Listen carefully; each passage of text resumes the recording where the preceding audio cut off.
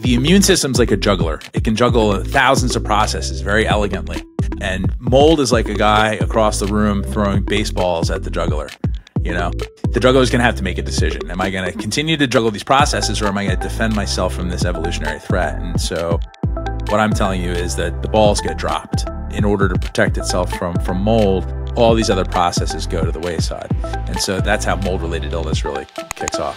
Ben Esra Çavuşoğlu. 18 yıldır ayık bir hayat yaşıyorum. Bağımlılık hastalığıyla mücadelem, beni beden ve zihin performansımı iyileştirmek, hayat kalitemi arttırmak, daha sağlıklı ve uzun yaşamak için yeni yöntemler, cihazlar ve takviye ürünler araştırmaya yönlendirdi. Bağımlılık hastalığı, biohacking ve longevity alanlarındaki kendi deneyimlerimden dünyadaki son gelişmelere, çığır açan girişimcilerden uzman akademisyenlere, yıllardır yaptığım sohbetler artık her hafta Ayık Kafa Podcast'te. Welcome to Ayık Kafa Podcast. I have a very important topic today. I've been thinking about this for a while now. I have Jason Earle here. He has a company in the United States and it is called gotmold.com. But we're not going to talk just about the company, but I had the chance to meet him at one of the conferences. We were at Hack Your Health conference. So Jason, welcome. And I want to start like this. You know, mold is a word that I think we do not take it very seriously. Especially, you know, we can also eat cheese with mold. It's a special cheese, Roquefort or blue cheese. So, you know, and you see in some fruits, some, you know, moldy parts, but, you know, I'm translating at the same time into Turkish in my mind. Mold in English for me sounds more devastating than when I translate into Turkish. When I was living in the United States, I started hearing the black mold phenomena and how dangerous it is, how it's a health hazard. I've been hearing that. Then I had a fire in my apartment in New York, and the sprinkler system, they couldn't shut it off. And, you know, within a day, they came to cut all the walls 4 feet from the floor because they were like afraid that the mold is going to be building up because all these walls are sheetrock. So I kind of knew. Then I came to Turkey, and in my apartment that I'm living now, there was a constant water leak from upstairs. And with that thought behind my head, you know, mold is not quite good, you know, we're not able to stop this. You know, I'm asking to the contractor, finally he says that, you know, there are some specific plasters that is locking in mold, which I know you have your own thought. Then I started paying attention. Most apartments that I go visit, I'm not just talking about basement where people live. There's all these, you know, musty smell over there. But most apartment, in my mom's apartment, I see some wall paints are buckling. In my sister's apartment or house, they say like, you know, we had a leaking balcony and it leaked forever, but I can still see the paint. Then I go to my client's apartment. So I started seeing this, okay, now we're taking it in Turkey, this mold thing. It's so lightly. When I met you, I said, you know, I really need to talk to Jason. Actually, I have the kit over here. I still didn't try it in my apartment, in my house, because I have to send these to America. One time I heard from a friend last winter, and that was for a very serious health condition that her cousin was having a cancer treatment. So they sent someone to her home for mold cleaning. So that was the only time I heard, because, you know, probably there were American educated something. They heard from someone. Maybe the oncologist said, I have no idea, but it's not a big issue. But more I dig into it, I mean, it is really dangerous for brain health, for, I'm sure, other systemic inflammation. I'm going to hear from you. And there are so many different types. So maybe you want to start with a little bit with your own story, because like all of us, I was in active addiction before I got into this addiction field and become a psychologist. You had your own sets of issues with mold, and then we can start like that. Well, first of all, thanks so much for having me, and it's really good to see you here again today. My story is not dissimilar to a lot of people who are in this space, actually, which is the mold and indoor air quality space. So more broadly than mold, I'm really in the healthy building business. and helping people navigate how to deal with issues that may make their building healthy or even try to help them initially build buildings that are healthy. But mold is the primary aggravator, really, because it's basically the byproduct of moisture. Moisture is the enemy of a good building. Moisture problems occur very commonly, and we build buildings here in the U.S. in particular out of mold food. So mold is the sort of the first alarm that gets rung, if you will, when there's a problem. So as I was saying, I got into this space because of my own personal experience and the awareness that my childhood illness was actually caused by the conditions in the home that I grew up in. So when I was about 4 years old, I suddenly lost a lot of weight in a short period of time. So my parents took me to the pediatrician, who quickly said, "You need to take him to the hospital. This looks serious." The first diagnosis at Children's Hospital of Philadelphia, which is a renowned respiratory clinic, was cystic fibrosis, which was my father's worst nightmare coming true. He'd lost 4 of his cousins to CF before the age of 14. They spent 6 weeks crying while they waited for a second opinion. And thankfully, I did not have CF. I do not have CF. What I had was asthma compounded by pneumonia. And when they tested me for allergies, I was positive for every single thing that they tested me for. So it was grass, wheat, corn, eggs, dogs, cats, cotton, soybeans. And I grew up on this little farm surrounded by all those things in abundance. So I essentially lived on inhalers until I was about 12 years old, at which point my folks split up. I moved out of that musty farmhouse, and all my symptoms went away. And it was chalked up to what they call spontaneous adolescent remission, which is a fancy term for we have no idea what the hell happened. In my family, they said, well, Papa grew out of his asthma. My grandfather had grown out of his when he was adolescent. And so it was just dismissed. In the next 2 years, a series of things happened, and one of which is very relevant to the story. Number one is 2 years after I moved out, my mother committed suicide in that home. And she was troubled for a long time. And so this wasn't really that much of a surprise to us. And there's no way to actually know what went on there. She was also an alcoholic, which runs deeply in my genes, which is something we can touch on. But I ended up not putting the pieces of the puzzle around that for quite some time. And then 2 years after that, I got diagnosed with Lyme disease. And I'm still not sure that I actually had it, but I do know that I was treated for it. And the antibiotics did quite a number on my digestive system. And so I learned quickly that I had to eat a cleaner diet to deal with that, especially basically a keto diet, which is also relevant for this conversation. And then I ended up, through a series of crazy circumstances, getting recruited out of a gas station where I was working to go work on Wall Street. And I ended up doing that for 9 years. And actually relevant to the addiction conversation, I found myself less and less satisfied, more and more disenchanted. And of course, with that, my alcohol and substance abuse, continued to increase. And I decided that it was just time for me to go do something meaningful with my life. And so while I was away, I decided to put everything 20 pounds of stuff in a backpack, and I sold my firm, and I walked away. I ended up in Hawaii. And while I was there, I had a lot of time on my hands, and I was reading stories about a local hotel that had been shut down for a mold problem. And it was a huge mold problem. It was a $55 million mold remediation project, the largest in history at the time, and still arguably the largest today. And what caught my attention was not just the eye-popping numbers, but it was really some of the stories of people who had been affected by it. Specifically, there was a gentleman who, at 40 years old, had developed adult-onset asthma and all of these allergies that he had never had before. And so for me, it was like a deja vu moment, right? Where it was like a time machine. Suddenly I thought, geez, I wonder if our home had this problem, because it was my life in reverse, right? So I had those issues and they went away, and he had developed these issues as a result of the mold exposure. So tell me something. You're saying this, and my mind went when I was like 14 years old. We were living on Bosphorus for our summer home that we were renting, and I had a sudden allergic asthma attack. I had nothing before. I was like 14 years old, and they brought the spray from the neighbor. The guy had that asthma, and then it opened my breathing. And then a year later, I went to France to study, and they took me to some clinic for allergy testing or whatever, but I was afraid of my blood to be drawn, and I didn't let it do. But then suddenly it went away. So that's what I'm going to ask you. Does it only happen, let's say, sometimes to one person in the family, or everyone gets affected? So it's very common for 5 people to be living in a home and have one person with the most pronounced symptoms.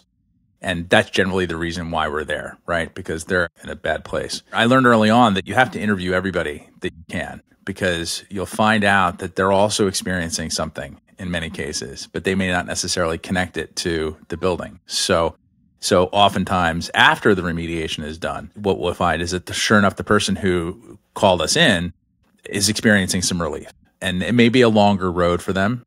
It's possible that they may not be immediately recovered. But when we talk to the people who were not complaining, who were saying, this is nonsense, there's no mold here, or I'm not sick, I don't understand what's going on. If they're honest enough, oftentimes they'll sit down and they'll say, I noticed that I'm sleeping through the night. I noticed that I'm not as irritable. There's something called mold rage, which is actually a real thing. They'll say, I'm not blowing my nose 100 times a day. I don't have a headache. My fatigue is almost gone. And so what we find is that people have sort of adjusted their baseline health, their expectations of their baseline health downward, chalking it up to age or, whatever. And what they find is that when you clean this stuff up, suddenly many of these sort of background issues tend to abate. It affects everybody differently. This is a very bio-individual issue. Now, educate us a little bit, because we spoke about the mold. There's that black mold. If it's the same thing, I don't know. There's the mycotoxins. There's the VOC. And they're actually under the mycotoxins, there are multiple different aflatoxins and this, that, and the other. And the details of different molds, how it happens, which one is more dangerous. What shall we do? Walk us through, because so many names and it all ends up under the mold umbrella, I guess.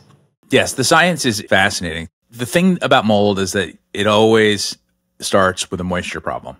So mold spores, which are like the little hardy reproductive capsules, kind of like seeds, are everywhere, okay? So in every breath you take, whether you're indoors or outdoors, if you're at a hospital, a school, it doesn't matter. Every breath you take, you're going to be breathing in some spores. So that's the first thing to understand, is that mold is a very normal part of a healthy environment. Without mold, we'd be in big trouble. All the plants, all the dead trees, all that stuff would never decay. And so we would end up with big piles of dead plant matter, which is why we have oil and coal and things like that, because there was a time when we didn't have those things. And that's actually what led to what they call the Carboniferous period. So anyway, it's enough with sixth grade science, geological history. So mold spores are actually the most abundant biological particulate on the planet. Every year, and this is a fun fact, kingdom fungi, which includes mushrooms, which are known as macrofungi, and yeasts and molds, which are known as microfungi. Every year, kingdom fungi produces 50 megatons of spores, which is the equivalent of 500,000 blue whales, okay? Wow. To get your mind around that further, that's about 10 times as much tea as the world drinks every year, okay? So it's a huge, huge amount of spores. These go up into the clouds, they influence weather, so we're never going to get away from spores. Problem with spores is that when they land on a surface, whether they're in our homes or outside, if the right conditions are present, they'll begin to grow. The right conditions are essentially excess moisture, because mold will eat just about anything as long as it's organic. So hold on. First, I need to understand. Okay, this is very, very creepy sci-fi things that I'm listening. So it's everywhere. So it's not like something wet is producing the mold. It's everywhere. And when they see a wet surface, whether it's the fruit, the building, the whatever, and then it kind of goes there to lodge in a way. Most of the time, the spores are already there. So if you were to look microscopically at every surface, whether it's on your glasses, the face of your watch, all over your clothes, you will find mold spores. And so every mold spore has a different, or every type, every species has a different sort of combination lock that it needs in terms of conditions for it to begin to grow. So that means it needs the right temperature, it needs the right amount of moisture condition, it needs the right kind of food. These are also aerobic organisms, so they require oxygen. If those things line up just right, just like a combination lock, suddenly this metabolic process opens up, and the spore, just like a seed, will send a little shoot out, and it's called a hyphae. And that goes down into whatever material it is. It could be a piece of dust. It could be the sheetrock on your wall. It will begin to release enzymes kind of like how we digest. It'll begin to release enzymes, and then those enzymes extract nutrition from the material that's growing on and then begin to release these gases. And these gases are what we smell when we note that there's a musty odor. And those gases are known to be neurotoxic. Recent animal studies have been pointing to these as a potential source of most mold-related illness, as opposed to the mycotoxins, which some molds produce sometimes when they're growing, mostly as an anti-competitive mechanism. So they produce these mycotoxins to keep other molds that are also trying to grow and eat the same stuff. They're producing them to keep, it's chemical warfare at a microscopic level. Wow. Yeah, it's really pretty fascinating stuff. But there's a misconception that mycotoxins, because it's a very scary word, by the way, mycotoxins are actually not the source of most mold-related illness. Mycotoxins are produced by about 100 species out of the 100,000 or so that are known to science. And even those species only produce them intermittently when they're threatened, like I said, and when there's a really good nutrition source, because it's metabolically expensive is the way the researchers describe it. It's very difficult to make these toxins, and so they don't produce them unless they absolutely have to. So basically, mold-related illness has to do with exposure to the spores, which can trigger allergic reactions and inflammatory responses, or the musty smell, which can trigger allergic reactions, inflammatory responses, and toxic responses, as well as the mycotoxins, which, generally speaking, we're mostly exposed to them in food, not in air. However, there are circumstances where there's high spore counts, where something's been disturbed, and there's a very moldy environment where there are very high spore counts, and you can be exposed to the mycotoxins. And those can trigger a whole series of other symptoms too, as well as, primarily toxic and inflammatory responses. So mold is very complex. There's a lot of different aspects to it. But in all cases, the most important thing to remember is that mold growth indoors, a mold problem is a moisture problem, and mold will not grow if there's not moisture.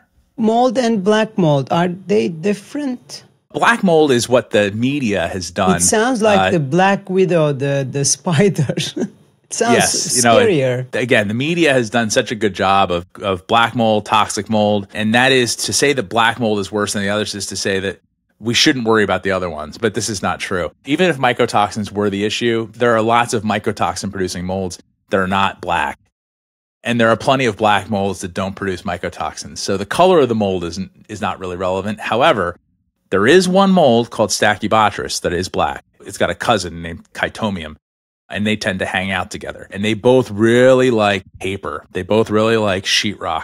And so they tend to show up in similar situations. And so they are very aggressive molds, but they're very slow growing. And they're sort of at the top of the food chain. And they also have the chemical weapons. And they have been linked to a number of different ailments. So they are a problem. In fact, what's really fascinating about those is that Dr. Birgitte Andersen at Danish University in Copenhagen found that all sheetrock in the United States, and maybe internationally, all commercial drywall actually has the Stachybotrys and Chytomium spores already in the paper. So they use recycled cardboard to make the sheetrock, and they leave it out. People recycle their cardboard, they throw it outside. It gets wet. Well, it doesn't get picked up day one. Sometimes it sits out there for a couple of days and it gets processed. And, the whole thing they basically end up recycling moldy cardboard. And those spores are very, very durable. And they end up making their way through the manufacturing process. And so when the moisture conditions present themselves, as they often do, the spores are already there. You don't even have to wait for them to come in through the window. Okay, let's start with then moisture-driven mold. Let's talk about a couple of scenarios. When there's the smell, the musty smell, obviously you know that it's there. Are there ways that there's no smell, but there's the mold, and maybe it's behind the cabinet, maybe it's under the sink, but you don't smell? Are they affecting the same way the system? Or the one that you said that it's kind of dormant in a way, but whenever there's a moist, it starts waking up? So most of the time when you have a mold problem that's actively growing, which means that there's a moisture condition that's persistent, the musty smell will be produced. Now, whether you actually smell it or not has to do with your sense of smell, clearly. which, by the way, gets impacted by congestion caused by mold exposure. So you can actually lose some of your ability to smell because of the thing that you're smelling. So this is kind of a little bit of a tricky situation. Also, in order for you to be exposed to a pollutant, and so whether it be car exhaust or a musty smell or whatever, you have to have a pathway to the person. So there's 4 P's. There's the pollutant. So that in this case would be the mold or the musty smell. We have pathways, which is how it gets to you. You've got pressurizations, which actually move the air around in the building. Pressures from fans and HVAC systems and open windows and things like that. And then you also have the people. So you have to have all 4 to have exposure. Pollutants, pathways, pressures, and people. It's not uncommon for there to be an active mold problem that someone doesn't smell because it's stuck in a cavity where there's no way for the airflow to get to them. In those cases, it's rare that you're going to have serious symptoms. However, there are people that are very, very sensitive to these things. And once they've become sensitized to them, and they can become sensitized because of a mold exposure, past mold exposure, or they can be sensitized actually because of a past chemical exposure, because the chemicals that mold produces, the musty smell, look a lot like industrial chemicals. They're very, very similar. And so the body doesn't know the difference. And so once it becomes hypersensitive, it can have a really outsized response. And the research that's really fascinating about this comes down to these nerves in the face called the trigeminal nerve. And they have nerve endings in the eyes, mouth, and jaw. The most basic way that the trigeminal nerve works is it senses heat, cold, and pain. But the nerve endings also are able to sense chemicals in very small amounts. And so they get triggered very easily, and then they create an inflammatory response, which actually leads to a cytokine storm. And so people can end up having a really outsized reaction from very small amounts once they become sensitized. So the musty smell is usually the dead giveaway, but it's not always present. And also, if mold has become dormant, the moisture problem has stopped, or sometimes it just pauses, right? It hasn't rained for a while. Then that musty smell will go away temporarily because, again, the musty smell is the byproduct of active digestion, and it needs the moisture to do that. It's not always so straightforward. That's why, a proper inspection by someone who knows what they're looking at is often very necessary to get to the bottom of the more complex problems. Let's say there's a leak from upstairs, or like in my case, we finally were able to figure out the source of where the water was coming. It took us forever. But that room, yes, there was the musty smell. Obviously, it was like water was coming, but it dries at some point. We found the source. What happens then? This is controversial, okay? So a lot of people that have suffered through mold-related illness will take issue with this, but this is the reality. If mold is in a wall and it has not made its way through the wall, it's not growing on the surface, and the moisture problem stops, and there's no more active growth. Remember, we talked about people, pollutants, pathways, pressures, and people. There is no way to have exposure. So just to be clear, this is not a radioactive substance that can harm you at a distance. You have to have contact with it or one of its constituent components. So spores, musty smell, or gases, the compounds that comprise the musty smell. And by the way, I should also make it clear, not all the chemicals that are in the musty odor are actually odorous. There are some that don't have a distinctive odor, but still trigger an immune response. But they generally don't travel alone, okay? So I know that's a little bit of I'm splitting hairs a little bit here, but I just want to be clear that the musty smell is very complex, and it's being researched by very smart people, and no one's completely figured it out. It's about 50 or so compounds that are commonly found, maybe as much as 500. And so what we talk about the musty smell, it's really like potpourri, okay? But the bottom line is that mold in a wall that is not actively growing, that doesn't have any growth on the wall, is generally regarded as not hazardous, okay? Now, the moment that gets disturbed, that's a health hazard. So it's not a good idea to leave it there. And also, the moment the moisture problem returns, it's now a health hazard again. So, and now it's already ramped up. The army is in the wall. It's resting. You put a little water on there, and next thing you know, it starts to produce the chemicals again. So it's not something to take lightly. You want to just leave it, but it's not as much of a health hazard when it's become dormant. What are the symptoms? What type of Neurological disorders, you said, that is now able to be detected. What else happens to the person who is exposed to mold? The list is so long. We could just read a Okay. list and we'd be here for an hour, okay? Because it impacts everybody differently, but it's primarily, let's just break it down into sort of the big buckets. Sure. Allergies, allergic-like responses, upper respiratory, hay fever. A lot of people end up with dermatitis or itchy eyes or hives. Obviously, asthma. If people have pre-existing conditions around that, COPD, exacerbation of pre-existing respiratory issues is a major concern. In fact, that's a potentially lethal concern. Inflammatory stuff is the hallmark of mold. And so if you think about any inflammatory condition, mold makes it worse. In fact, autoimmune disease in general, and now we have about 100 well-recognized autoimmune diseases, which is kind of a wild hallmark of our society now. And almost all of them have an inflammatory component. And so what we see a lot of is people that have, fibromyalgia, chronic fatigue syndrome, ME, whatever the case may be. It gets brought out very easily by mold. So the immune system's like a juggler. It can juggle thousands of processes very elegantly. And mold is like a guy across the room throwing baseballs at the juggler. The juggler is going to have to make a decision. Am I going to continue to juggle these processes, or am I going to defend myself from this evolutionary threat? And so what I'm telling you is that the balls get dropped. In order to protect itself from mold, all these other processes go to the wayside.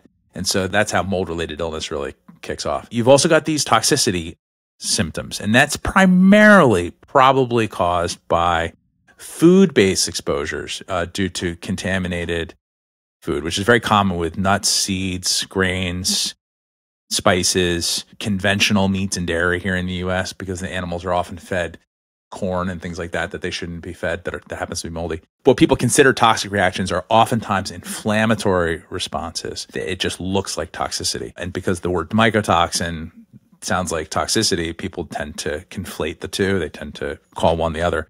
But some of the stuff that's really fascinating, we talked about my mom's early demise at the beginning of the show. It's really pretty fascinating because at the time when she died, I had no idea what was going on. I had no idea about mold at all. And in 2008, after I'd been in the industry already for 5 years or so, Brown University did a study, and they looked at 6,000 people, or talked to 6,000 people. And they asked them if they had moisture problems in the home, if they had any mold that they were aware of. And then they asked them essentially, how you doing? It was a quality of life questionnaire. And what they found was a very strong correlation between mold and dampness indoors and depression. Of course, that hit home for me, right? And I couldn't help but wonder if that had been a contributing factor to my mother's death. Years later, 2015, Dr. Joan Bennett, who's a good friend of mine at Rutgers University, she had her own mold exposure. She went down to her house in New Orleans after Hurricane Katrina came through. And she walked in wearing an N95 respirator, which protects you from spores, and potentially the mycotoxins are on the spores, but the smell comes right through, right? We all know that from COVID, right? The odors come through those masks. Sure. And so she was shocked because she was so ill from being in her home, this musty, what she called a fungal utopia. The whole house was just loaded with mold, including her books on mycology, on the study of molds. They were all moldy. Very ironically. She ends up having to take a few breaks. She had to walk out and catch her breath and then went back in. Eventually, she just curtailed the whole thing and decided to stop the exercise. But she came back to her lab, changed in many ways, primarily focused now on what was in that musty smell. And so she began studying the compounds that are in it with fruit flies, as well as some plants. And she found that the fruit flies stopped producing dopamine. They stopped reproducing. They start flying down instead of to the light. They also develop what she characterized as Parkinsonian-like symptoms. So essentially, neurotoxicity was what she nailed down. Also, a mitochondrial disorder, which is really fascinating because one of the most common elements of autoimmune disease is mitochondrial dysfunction, or what they call cell danger response, which essentially means that the mitochondria stops producing energy, and then you become fatigued. You can see that we are affected very similarly, where fatigue is a primary symptom. So headaches, nausea, dizziness, fatigue, difficulty concentrating, cognitive impairment. These are very common symptoms of mold. This is primarily from the microbial VOCs. How long do you need to be living or spending time? Because I hear, Dave Asprey speaks often about his mold exposure and his brain. Actually, he was diagnosed, if I'm not mistaken, with Asperger disorder. Then years later, they were able to figure out that he didn't have the disorder, but it was most probably due to some mold toxicity. Oh, I don't know. I mean, I've known Dave for a long time. He may have Asperger's. It's very possible. But, it also could be very much, caused by an inflammatory condition. So how can we know, let's say that, is there a way to measure if we have mold in our system? Right now, and that's a really good question. It's an important one. By the way, just circling back a little bit, there's a large group of people in the mental health space that are now referring to depression and anxiety as an inflammatory condition. This runs right in the face of the chemical imbalance thesis that has been, driving all of the medication and, this crazy pharmaceutical push. Whereas, it may very well be that many of the ailments that we suffer from are actually caused by poor indoor air quality, including Dave. Dave lived in a basement apartment or in a basement bedroom. That's a chronic exposure. If you're sleeping 8 hours a day, and when you're fatigued, you're spending more time in that environment. So you're actually oftentimes the sickness causes you to have more exposure to the very thing that's making you sick. It's like a vicious cycle that happens very commonly with mold-related illness. People stop leaving the house. Well, they spend too much time in bed. Now, is there a test for it? I wish. And so we're working on one, actually. We're working on a blood test for mold exposure that will pick up the musty smell. They'll pick up not the smell itself, but the compounds that comprise the musty smell. And so we're also working on a blood test for a genetic expression test to see if you've been exposed. But right now, the only tests that are available actually are junk science. So these mycotoxin urine panels, which are very, very popular, do not accurately reflect environmental exposure. In other words, they do not reflect what you're breathing. They reflect what you're eating. The numbers don't line up. There's no human study that validates these things. It's basically a test that's been used in veterinary medicine for a long time because that's how farm animals are exposed, through food. So we took that same technology and used it for people and forgot, well, that's not how they're exposed. And so we're testing people and sending them on these wild goose chases for mold in their home. And oftentimes what they're actually dealing with is mold in their food when it comes to these mycotoxin panels. Also, there's another test, and we talked about this before we hit record, that looks at your blood, but it looks for the antibodies to mycotoxins.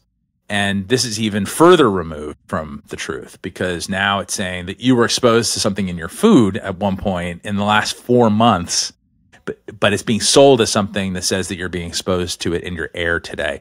These are both highly questionable. There's no human validation studies that have been done on these. And so I would highly recommend people avoid these tests as a human diagnostic for building-related exposure. So unfortunately, the diagnosis is largely a clinical diagnosis. Basically, it would be an inquiry. Have you had any water damage in your building? These are the questions we ask. Is there a musty smell? Does anybody have symptoms that seem to get better when you leave the building? Does the building have a history of water damage? Okay. Is there any visible mold or is there any history of mold in the building? Very simple questions, but that's the key, because if you answer yes to any of those, and you have symptoms that seem to line up with the ones that I've just laid out, then very likely you have a problem. And so oftentimes the best thing to do is take a break from the building if you can. And that can be a challenge, but still, if you can go away for a week or 2 weeks, you'll find out that, especially if you don't go to a moldy hotel, you'll find out that if your health profile changes, if you suddenly start thinking clearer, you sleep better through the night, and you're having less congestion, and you're less inflamed and things like that, that may be the test that you need.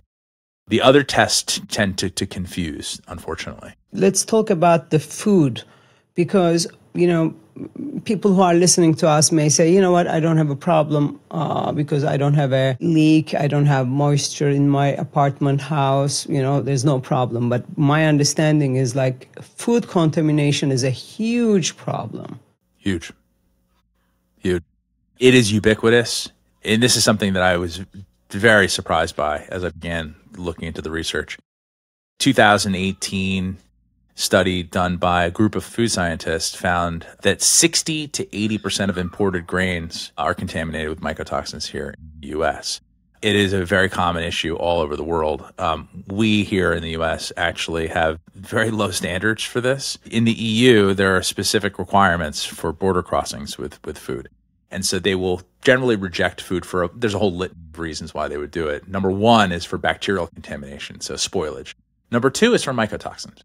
Those foods that are rejected at border crossings for mycotoxins, they ship them to the U.S. So we're more than willing to take moldy food. And Dave Asprey, by the way, also talks about this with coffee. How there were 1,000 shipping containers, I think they were heading for Japan, were rejected, and we took them.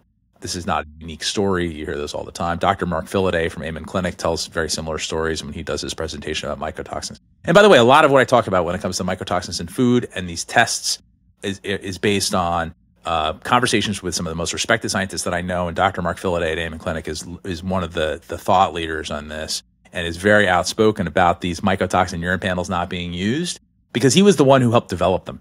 And then he realized that they were basically creating more problems than they were solving. So, but what he found was that everybody that came into his clinic that was using these panels was showing positive. Everybody. Walk me through though. How does these food get contaminated? Yeah, it happens all the way back at the farmer's fields. So really the biggest violators are nuts, seeds, grains, things like that. So agricultural products. And so what happens is sometimes they get moldy while they're still in the field. And that's part of the reason why you see fungicides and chemicals being used in farming, is because they lose so much crop to these infections. And so some of these infections that occur, for example, fusarium, which is a very powerful mycotoxin producing mold that grows on corn. I took a note about that. Thank you for starting, because I was like, what is that? If you go back and you look at the history of mold, so to speak, we have had a number of huge plagues that were actually caused by contaminated grains. There's even evidence like the Salem witch trials was possibly caused by essentially hallucinatory behavior caused by contaminated grains. Rye in particular, ergot was growing on rye in these grain stores. This has happened on every continent across time. And so it's not a new thing. It's just that we now are willing to, on an industrial basis, process these foods that have been contaminated. And we have an allowable level. There is an allowable level that we accept. The problem is that one food can have an allowable level. And then if you eat 4 or 5 other ones, they all have an allowable level. They synergize together. And so you may have an allowable level on one thing on your plate, but if that allowable level is in all 5, you can end up with a real problem. And this is a very, very common issue. It's the globalization of our food supply. It's the industrialization of our food supply that has led to this homogenous, this widespread contamination. And it's you take a food that's growing in the field, it gets a lot of rain, they want to hurry up and harvest it, they then they process it, and it sits in a silo for a little while. Mold only takes 24 to 48 hours to grow if the conditions are right. So you end up with mold growth very, very quickly. Either that or they spray it. So now you have contamination from the chemicals and potentially from the mold itself. And then they process it, and then they put it on a shipping container. And they send it across the ocean without any climate control for 30 days. And then it goes to another factory where it gets processed and put into bread or crackers or oatmeal or whatever it is. And then we wonder why we've got moldy food. It's just it's too long of a supply chain, and there's too much motivation to hurry up and get things to the destination. And there's opacity. And this is the big thing, is that there's nobody looking. And there's no way to know. But I will tell you, here's how you know. If it's a refined carbohydrate, it's high risk. If it's conventional meats and dairy, it's high risk. If it's imported grains, nuts, seeds, spices, coffee, tea, right? High risk. Now, tea, less so. Green leaves don't really get moldy very quickly. Green tea is actually safer. But when you start getting into anything that's wet processed, like coffee, very high risk. And so essentially the mold-free diet is, contrary to a lot of people say, no mushrooms. This is not true. Mushrooms are very good for you, actually. The mold-free diet is no sugar, no grains, no conventional meats and dairy, no berries that are older than 10 days, right? And you want to have your spices, believe it or not, hopefully if you can, mostly domestic. Of course, you can't do that with certain spices that are only grown overseas. But it's basically a strict ketogenic diet with pastured meats and dairy. I know, but maybe you want to explain, like, how does it go through the meat? Because the animal is eating. Yes. the moldy stuff, and then that is in the animal now. That's right. And then when we eat that animal, it's just like mercury with fish, right? So we're at the top of the food chain.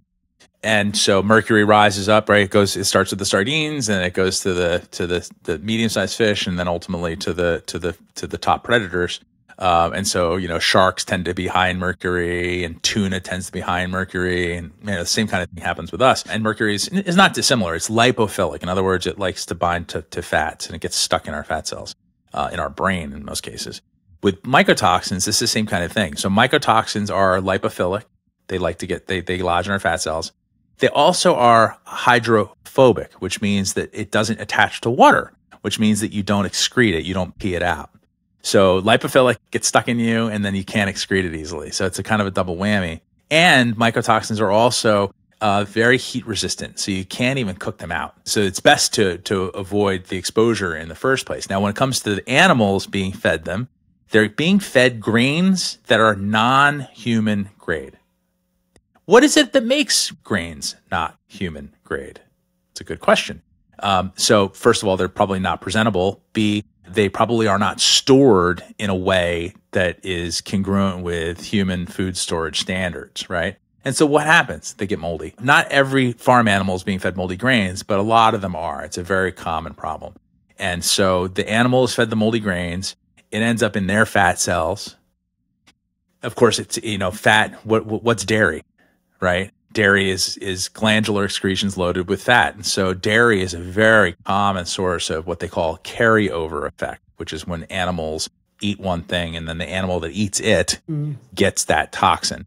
And so dairy is a major issue when it comes to mycotoxins, but also the fat that's in the meat will also carry the mycotoxins. So it's very important that you eat, grass-fed, pastured meats that are closer to nature, because guess what? Mold doesn't grow on grass, right? But it does grow on corn. If you're eating beef or drinking milk or any dairy product that is from an animal that was fed corn, you're getting not only the mycotoxins, but now glyphosate is so prevalent that you're also probably getting a nice dose of glyphosate too. So there's a lot of reasons why a no sugar, no grains, grass-fed pasture diet is critical in our modern era. I know that you're also concerned about that VOC, but what's this acronym stands for, VOC? Volatile organic compound. Volatile means that it will evaporate into the air at room temperature. So it's liquid at lower temperature, and then it evaporates at higher temperature. So a very common VOC that most of us love is alcohol. And other ones include the active ingredient in bleach, which is sodium hypochlorite. But we build our buildings out of mold food, and then we paint them with chemicals, petrochemicals that off-gas, and they release VOCs into the building. So other common VOCs that people might be familiar with are formaldehyde, which is a group 1 carcinogen, but it's in our insulation, in our walls, the pink and yellow stuff. Also benzene, it comes from gasoline. These are compounds that molds also produce, but they're also very abundant in our chemical world.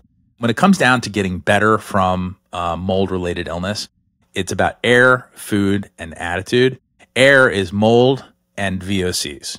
Now, mold also produces VOCs, but the VOCs can be independent of the mold. So it's mold and VOCs. So a low chemical environment and a clean, dry environment. That's air. Food is, like I said before, you want to avoid the imported stuff. You want to avoid sugar, grains, and conventional meats and dairy at a minimum. And then when it comes to attitude, we can talk about that too, which is really fascinating. And it's kind of, it rhymes. So it's hard not to say it in the same breath. But it's also an extremely important part of people getting better. But Jason, about that VOC thing, I'm really curious about one thing, because, while you're very focused to mold and mycotoxins, I heard you in many conversations that you made that you're very concerned about these new smell, new car, new carpet, new paint. What is the correlation with the mold? First of all, these are carcinogenic chemicals. So just on their face, not good, right? So when I smell a new house or new car. So many people have this very positive association. You've arrived, right? It's just such a good feeling, and everyone loves that smell. When I smell that, I smell cancer, I smell autoimmune disease, I smell fatigue, I smell cognitive impairment. And then also what I see when I see that is I see people that will ultimately develop sensitivities to potentially mold and other chemicals. Okay, I understand. You breathe 13 to 15 times a minute. Just put this in perspective, okay? 13 to 15 times a minute over the course of 24 hours is 20,000 times a day. 20,000 times a day. So you have to think about every breath you take as a dose of whatever you're breathing, whatever's in the air. So it better be really good, right? It better be very healthy. It better be pristine. Otherwise, you're taking 20,000 doses of something that's potentially toxic or at least irritating. And so it's very important to recognize that that's the volume. And by the way, it's not just 20,000 breaths. It's 2,000 gallons. I don't know what it is in liters, but 2,000 gallons, which is enough to fill a swimming pool. That's how much you breathe every day. And if you weigh the air that you breathe, that same amount, it's 30 pounds of air. It's well more than you eat or drink, more than the food you eat and the water you drink combined. So air is your single largest environmental exposure. And so when it's loaded with chemicals, it can lead to all sorts of inflammatory, carcinogenic conditions, you name it, can trigger sensitivities to the mold. And then the opposite is also true, where a big mold exposure, which produces the microbial VOCs, the microbial volatile organic compounds, can actually trigger chemical sensitivities. So it works both ways. Okay, then let's end this podcast with the attitude, because we have to give people the good positive vibe. And what should be the attitude about this whole, all these things that I'm listening, oh my God, I said I shouldn't eat this, that I shouldn't eat that. Thank God that I started eating mostly keto diet or protein-oriented diet. But, what should be the attitude? Because these seems scary. Well, I think the first thing to recognize is that there's a big difference between being fearful and being discerning. Traffic lights, intersections, when you're driving towards an intersection, these are dangerous places, right? I mean, you're driving up there, people die in car accidents every day at intersections. This is a very, very scary thing, driving up to an intersection. If you don't pay attention to the signals and act accordingly, very dangerous. But you don't drive up to an intersection gripping the wheel with, white knuckles and sweating and freaking out because of the threat that is present in front of you, right? Instead, you're discerning. You apply the brake at the right time. You put on your turn signal. You stop at the red light. You go on the green light. What I encourage people to do is think about this the same way. Don't be fearful, because fear triggers a lot of the problems. The trigeminal nerve I spoke about before, the study on this is fascinating. So they found that anxiety makes the trigeminal nerve more sensitive, but the trigeminal irritation creates anxiety, and you end up with this loop. So getting to a place where you accept that mold is a normal part of our world. It's okay to have mold in our world. In fact, you can't avoid it. But what you can do is you can be discerning, and you can just be very vigilant about preventing it and then reacting quickly when it occurs. So that means you have to respond within 24 to 48 hours of a leak, stop the leak, dry it out. If you do that, that's discerning. That's applying the brake driving up to the intersection, right? You don't ignore that car that's in front of you. You don't drive right through them. Right. And so you want to make sure that you respond appropriately to your environment. And so accepting mold as a normal part of an environment is the first step. And also recognizing that you're never going to avoid it. This is mold. Being afraid of mold is like being afraid of gravity or sunlight. It's a fact of nature. It really is that fundamental. And so that's the first step, is sort of like acceptance and recognizing that we need mold. In fact, I would even argue that the mold is benevolent in many ways. I mean, it makes the delicious cheeses, and we need it for antibiotics. And, there's so many uses for mold, biofuels, so many amazing uses for mold. And we get mad about it because it makes us sick. And that's because we build buildings to support its growth, and then we ignore the things that we need to pay attention to prevent it from growing in our home. So that's the first part, okay, is basically accepting the fact that mold is an important part of our world. The next part is how you deal with the anxiety and all of the things that come from mold exposure. And anxiety, like I said, emotional dysregulation is a very, very common, it's a primary symptom, actually, of mold exposure. And for years, I have been hearing stories about people that have gone through something called neural retraining, limbic system retraining. And so there was this a woman named Annie Hopper. There is a woman named Annie Hopper who has a company called Dynamic Neural Retraining System, DNRS. And she was really the first person to pioneer all of this. And so you go through a series of exercises, kind of like allergy shots for the nervous system. Where you get these small exposures to the perceived threat. And it's very similar to the way they treat PTSD, right? Get exposed to the thing that makes you fearful in small amounts and then back away from it and then realize that you're okay. And you do this with perceived environmental threats. And by the way, you're also taking full responsibility for your condition. So this is a very important part of this, is that there's no victimhood in this whole thing, right? There's a personal ownership that's very important. But this process of small exposures to the perceived threat eventually creates a space that allows for the body to respond instead of to react. And so you end up basically creating discernment instead of this visceral fear. And so since Annie Hopper's work with DNRS, a number of other providers have emerged. There's a company called Reorigin. There's the Gupta method, which is often very well regarded. And most recently, the one that I really like the most is Primal Trust, which is the work of Dr. Kathleen King. And she's embedded a few other practices, including somatic work and essentially teaching your nervous system to calm down so that you're more prepared for these very natural environmental exposures. It tends to work really well with people that have Lyme disease because, again, Lyme and mold are on the same inflammatory pathway. And they tend to create a lot of anxiety and a lot of emotional dysregulation and a lot of social isolation too, which is very troubling. And so this idea that what's going on in the mind and what's going on in terms of an inflammatory response are very closely connected. So people who go through this Primal Trust program tend to have less inflammation when they're exposed to the same thing. So it's not just this sort of Newtonian thing where, you get exposed to this thing and it causes the inflammation and that's it. There's this mysterious part about how our mind actually has a say in whether you actually do get inflamed. And so the work that they're doing with this neural retraining is showing that we have a lot more control over this than we think we do. And I will also leave you with this idea. We don't have very much control in our world, if we're honest. Everything that's going on around us is pretty much happening, and we're a passenger here.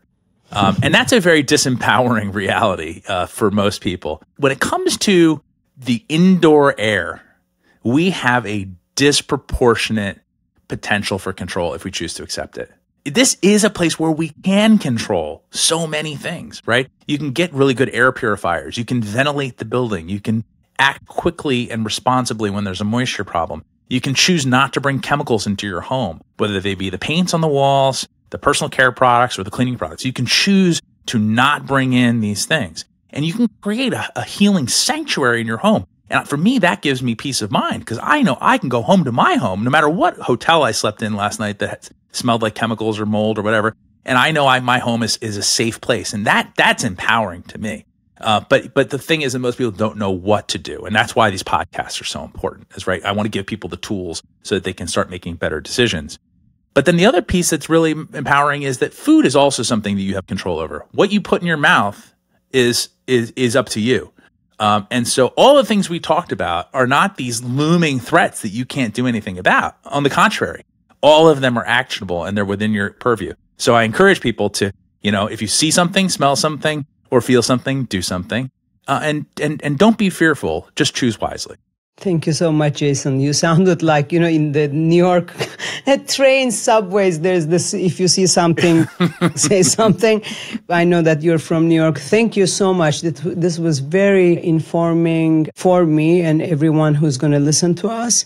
And because we're going to translate it into Turkish, it's going to even make more sense, obviously, to people. Thank you for your time. Thank you for being with us today. Thank you, Ezra. It was a pleasure.